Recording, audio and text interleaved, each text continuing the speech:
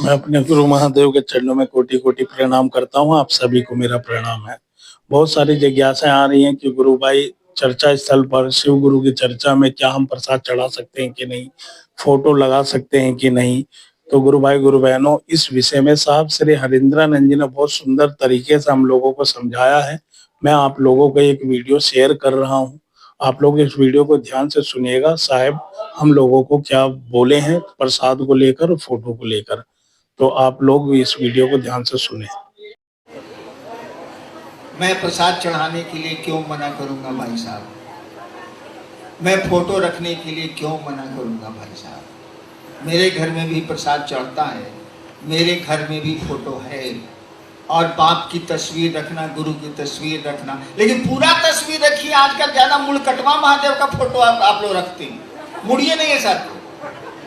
पूरा महादेव को रखिए ना भाई फोटो, कोई दिक्कत नहीं है। दिक्कत कहाँ होती है कि गरीब आदमी देखता है तो सोचता है कि हमारे पास तो पैसा नहीं है, हम फोटो कहाँ से लाएंगे, प्रसादी कहाँ से लाएंगे। तो उसको समझा दीजिए कि इसकी जरूरत नहीं है। भाई साहब ने लगा दिया है तो मस्ती से प्रसादी खाओ जाओ। फोटो है तो प्रणाम करिएगा ना, बाप का फोटो है तो सब पेशाब कीजिएगा, गजब वाला इज्जत करिएगा कि नहीं करिएगा। ये लोग जो फोटो लगा हुआ है और कहते हैं फोटो हटा, वो साले कमीना है। फोटो लगवाइए नहीं, लेकिन फोटो लगा हुआ है तो उसकी इज्जत नहीं करिएगा, गजब वाला। और आप भीड़ में आरती मत करिए। बिहार में 2-3 जगह लोगों की साड़ी में आग लग गई है आरती के चलते। भीड़ में नहीं, अगर 5 आदमी कीजिए, 20 आदमी कीजिए आरती, कोनो दिक्कत नहीं है। लेकिन 200 आदमी में आरती कीजिएगा तो किसी की साड़ी जल जाएगी, कुछ घटनाएं हो गई। इसको सोच समझ के करना चाहिए। मैं क्यों रखूंगा फोटो भैया, मैं प्रसाद क्यों नहीं रोकूंगा। हाँ, इलायची दाना चढ़ाइएगा तो खून मुन आएंगे, हम बोलेंगे तो नहीं है, खून मुन आएंगे। रसगुल्ला चढ़ाइएगा तो खुश होंगे, मिजाज मस्त हो गया। बाकी बोला साला बकर बकर, तो उससे काम मतलब, हमको रसगुल्ला खिलाई। और जहां तक रात में 8 बजे चर्चा को समाप्त कर देने की बात, अगर सुरक्षा ठीक है, अगर गुरु ये क्यों नियम बना था? आप ही के बिहार के, आप ही का जो बॉर्डर है उसी इलाके में रात में 1 बजे महिलाएं जा रही थी चर्चा से, उनके साथ कुछ गुंडों ने बदमाशी की थी। उसके बाद से ये नियम बना है कि 8 बजे खत्म कर दीजिए, क्योंकि गुरु बहनें दूर दराज से आती हैं, उनको असुविधा हो जाती है, दिक्कत हो जाती है, इसलिए। लेकिन अब इस मोहल्ले के लोग बैठे हैं तो चर्चा करिए, कोई दिक्कत नहीं है। मैं भी करता था जब शुरू में शिवजी से कम थे, तो मेरी चर्चा खत्म होती थी 3 बजे, 3:30 बजे रात में। तो मैं क्या करता था, पहले तो सबको खिलाता था, पत्नी बनाती थी, खिलाती थी, 12, 15, 20 आदमी रहते ही थे, खिलाता था। और सबको गाड़ी में अपने बैठाता था, रात में तो ड्राइवर नहीं रहता था, अपने बैठा था। एक एक आदमी को उसके घर के दरवाजे छोड़ता था मैं, और तब 1 घंटे में गाड़ी से अपने लौट के डेरा आता था, तब आराम करता था। फिर 7 बजे सुबह से कचहरी, तो मैं खुद ही पहुंचाता था, अपने से चला के सबको घर घर पहुंचा उतारता था मैं जीप से। अगर सुरक्षा ठीक है आप करिए, हमको क्या दिक्कत। लेकिन रोज 2 बजे रात तक झलपुट्टन कीजिएगा तो दूसरे दिन बच्चे को कौन देखेगा, उसके खाना कौन बनाएगा, आप ऑफिस दुकान कैसे करिएगा, सो बता दीजिए। क्योंकि रोज रात में 2:30 बज रहा है। आखिर हम लोग के तरह निशाचर तो नहीं है, रात को हम जगह रहते हैं, ऐसा तो नहीं है। सामान्य आदमी है बेचारा, वो सोता है 11 बजे तक, फिर सुबह उठता है, उसको अपना काम भी है। हम लोग तो निशाचर है, बैठिए मेरे साथ, कोई दिक्कत नहीं है। 15 साल मसाने में रहे हैं तो हमको सोने की तो जरूरत नहीं है, लेकिन आपको तो सोने की जरूरत है, आपको तो और काम भी है ना। और एक दिन का रहे तो ठीक, रात भर नाच देखता है लोग, देखता है ना। कहिए कि 20 दिन नाच देखो तो जाएगा साला वो। महीना 2 महीना में एगो नाच हो रहा, चल रहे देखल जाओ, चला गया नाच देखे, भोरे आया, फिर सुधा 3 बार। लेकिन इस साल कितना दिन, साल में कोनो ब्याह हुआ होगा तबे ना नाच होगा साला, रोज रोज तो होना नहीं है, कोई कर भी नहीं सकता। नेक्स्ट जी, कंगन लगाकर मांस मछली खाएं या नहीं? क्या कहता है खाने को? क्या कह रहा है खाने को? हमने तो आज तक नहीं कहा कि खाइए।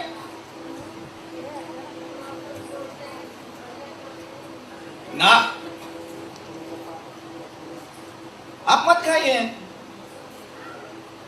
लेकिन खाने वाले को रोकते क्या है भाई साहब? जो नहीं खाता उसको खाने के लिए मत कहिए, मैं मत खाइए। लेकिन जो खाता है उसको रोकते क्यों है? देखिए, हमेशा याद रखिएगा, हम लोग गुरु नहीं है, हम लोग के गुरु शिव हैं। जो जगत का गुरु है, समुद्र का मछुआरा भी उसको गुरु बनाएगा, मछली पर जीने वाले लोग भी उसको गुरु बनाएंगे, जंगली जानवरों को मार करके खाने वाले जंगलों के आदिवासी भी उसको गुरु बनाएंगे। ऐसा नहीं है कि साग वालों का है वो, ऐसा भी नहीं है कि मांस खाने वालों का है वो तो सबका है। उसको गुरु बनाने के लिए कोई नियम आप बना नहीं सकते। और वही नियम नहीं, ये खाने पीने का ही नियम नहीं। लोग कहता है ना, विश्वास हो तो आओ, श्रद्धा हो तो आओ, समर्पण हो तो आओ, ये भी नहीं कर सकते हैं हम लोग। जिसको श्रद्धा और विश्वास नहीं है महादेव पर, महादेव को गुरु नहीं मानेगा। अरे वाह, अगर कोई कहे कि हमको महादेव पर कोई श्रद्धा नहीं है तो उसको रोक दीजिएगा शिव को गुरु मानने के लिए। कैसे रोक दीजिएगा? वो तो जगत गुरु है। आदमी जिस स्तर का है शिव को गुरु मान सकता है। वहां कोई वर्जना नहीं लगेगी। तो वर्जना का माने पूछते हैं खाली खाना पीना, कि भावनात्मक वर्जनाएं भी वर्जनाएं हैं भाई साहब। किसी को महादेव के प्रति कोई श्रद्धा नहीं है, वो कहता है कि हम शिव को गुरु मानेंगे, जांचेंगे कि शिव गुरु है कि नहीं, रोक दीजिएगा। अरे उस आदमी के पास नहीं है श्रद्धा तो क्या करेगा? किसी आदमी के पास विश्वास नहीं है तो क्या करेगा? है हमको विश्वास। अरे 2 मिनट के लिए मेहरारू दूसरे मर्द से बतियाने लगती है, साला मर्दवा का मुंह फूल जाता नहीं। जिसके साथ 30 साल रहे हैं उस पर आपको विश्वास नहीं है, महादेव पर विश्वास होगा? बोले भोली भाषा हम होगा ही नहीं। अब कोई कहता हमको विश्वास नहीं, मुझको तो विश्वास नहीं था, महादेव को गुरु माने थे, तुमको नहीं था, लिखा हुआ शिष्यानुभूति में। बिना श्रद्धा विश्वास और समर्पण के भी शिव गुरु हो सकते हैं और शिष्य शिव हो सकता है। पढ़िए शिष्यानुभूति। वर्धना के माने पूछते हैं मांसा मछली खाना, वाह। अरे विश्वास नहीं है तब भी शिव गुरु होंगे, श्रद्धा नहीं है तब भी शिव गुरु होंगे, समर्पण नहीं है तब भी शिव गुरु होंगे, है तब भी ठीक है, नहीं है तब भी ठीक है। वहां तो कोई रोक ही नहीं है, ना भावनात्मक रोक है ना लौकिक कोई रोक है, सबको स्वतंत्रता है। अब आपका मन क्या करते हैं आप करिए। अब ब्लड प्रेशर के मरीज हैं, अंडा खा रहे, साले मरिएगा नहीं। डॉक्टर जो कहता है सो करिएगा ना भाई साहब। इसीलिए कंगन पहन के आप मांस मछली बिल्कुल मत खाइए। जो खाता है वो खाएगा, इसमें हमारा तो कुछ नहीं है भैया। हर एक आदमी अपने अपने डिजाइन से जीता, किसी के अंगूठे का निशान दूसरे से नहीं मिलता। तो कैसे समझते हैं कि सब लोग एक जैसा होगा? हो ही नहीं सकता। शिव से जुड़ेगा तो एक जैसा होगा, वो भी शिव मार्ग में एक जैसा होगा, बाकी वो उसका अपने डिजाइन चलेगा। देखो भाई साहब नहीं खिसिया गए थे तो उसका स्वभाव है गुस्साता है वो। कोई आदमी को कितना हो मारिए गुस्से में नहीं करेगा वो। देखो हरहरवा सांप है, साला वो गुस्से में नहीं करेगा।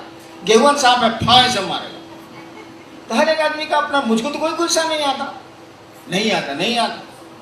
कोई भाई साहब को गुस्सा आता है, खराब बात थोड़ी है। उस बेचारे को माइक नहीं दिएगा तो बिगड़ेगा नहीं वो, ठीक बिगड़ा हो, कह दीजिएगा उसको माइक।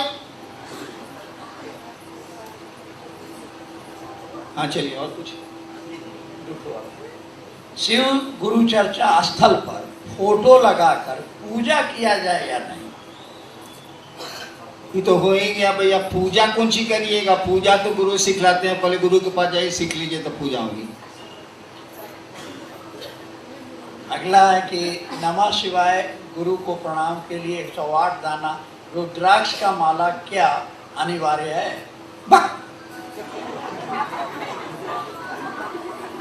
हमारे मामा के यहाँ कटहल बहुत फल। एक बार स्टोर में 200-300 कटहल रखा हुआ बैलगाड़ी पर। उस जमाने में बैलगाड़ी पर जाके बिकेगा या कुछ होगा। हम भी मंत्र जपते थे बड़ी, 15 साल यही धंधे किए हैं। 108 कटहल को घीन के हम खींच खींच के एक जगह किए, आप खुद कूद के नमः शिवाय किए साला। 108 कटहल में सोचिए साला, इतना बड़ा कटहल है, 108 कटहल, हम कटहले का माला बना दिए साला। मकई के दाना का बना दीजिए, सलाई के काठी का बना दीजिए, रुद्राक्ष का बना दीजिए, जो चीज का मन करे सोचिए, आदमी का बना दीजिए, मोगी नमः शिवाय नमः शिवाय। क्या अंतर आता? अरे मतलब तो है शिव को प्रणाम करना ना, मतलब है नमः शिवाय का मानिए शिव को नमः, शिव को नमन, शिव को प्रणाम, मतलब है शिव को प्रणाम करना ना। जे चीज छूने का मन है छू के प्रणाम करिए, उसे क्या अंतर है? गिनती गिनना गिन लीजिए, उसे क्या अंतर है? लेकिन गिनती गिनने में अगर प्रणाम नहीं हुआ तो गिनती गिनना बेकार है, क्योंकि मकसद तो है उस शिव को अपना प्रणाम निवेदित करना, अपना प्रणाम करना।